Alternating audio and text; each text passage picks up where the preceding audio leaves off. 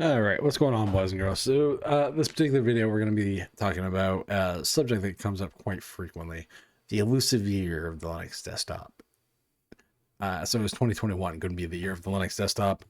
So, for me, the short answer is no, and the longer answer is yes, because it's all a matter of perspective on how you want to look at it. Go to any school. I'm going to only speak for here in the States. Go to any school, no matter. Most of them have switched over to Chromebooks. There's your bastardized Gen 2. Most people who do not own an iPhone generically have an Android phone. There's your bastardized Linux kernel at its core. You say what you want about the OS in and of itself. It's an overglorified VM, etc. At the end of the day, it's a bastardized Linux kernel at the core running the bitch. So for me, the Linux desktop, the elusive year of the Linux desktop, isn't either of those though. For me, part and parcel, the traditional Linux desktop is what people talk about, mass adoption and all the other stuff of the Linux desktop. I don't think that's ever going to happen. What I think will happen is Linux will put PCs back to what they're supposed to be: personal computers. Make your personal computing choice. That, to me, is the year of the Linux desktop. And for everybody, that is totally going to be a different perspective and a different view based on your needs. So if a Windows machine is what works for you, then a Windows machine is your personal computing choice. If Linux works for you, insert distro here, doesn't matter. Cool. It works for you. Mac OS, I would say works for you, but it seems like Apple doesn't trust its own users, so fuck y'all, I guess. But at least according to Apple. But really, at the end of the day, it really does just simply boil down to Linux on the desktop, specifically traditional desktop computing. It's not ever going to have what everyone associates with the year of the Linux desktop, because we all have different takes and views on it. A lot of the traditionalists will look at it as wide mainstream adoption. Okay, what distro? Okay, what tool set? Is it Qt, GTK? Is it fucking maybe is it EFL? Enlightenment, for those that don't know what that stands for.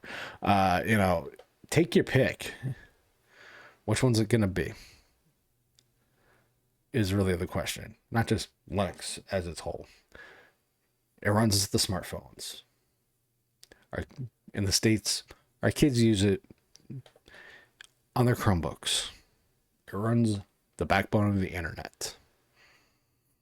I'd say the desktop is relative.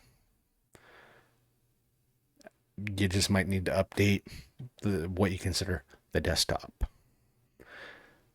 In this traditional form, for me, the traditional form, Linux became a viable option in 2012 when Valve announced Steam for Linux. And I was cool with Linux native games and, games only working on Linux, etc. Video editors wasn't open and crash. Kdenlive didn't crash every 5 seconds or have a crappy auto recovery feature that never worked. It's very good now for the most part. So 2012. When did it become my primary though? The day Valve announced Proton. I was in Linux probably 80% of the time, Windows the other 20% for when I game, and 2% Mac because, I just need to know the damn thing in order to actually talk about it. Yes, I know the percentage is not accurate, but you get the point. So for me, it was probably, 2018, whenever Valve actually announced Proton. that to me signaled an entire shift on how I viewed Linux. It was no longer a tool. It was still like, these are still tools to do stuff and get work done and accomplish a goal. But it added another layer that I can use to have this tool work even better and more. And that was, the year of the true Linux desktop, as opposed to being like, I still view OSs as appliances. Like, these are appliance machines to me. That, like, they have a feature, they have a function, and that's what I use them for. But Linux replaced that thing to 95% of the time. Windows is literally relegated to games that just don't work on Proton. That is where Windows has gone. And I have to have it in order to know it. That is literally why I have Windows. So for me, 2012, it became a viable option. 2018, I can't remember the exact day Valve announced Proton, but that's when it really became the drop in replacement for me.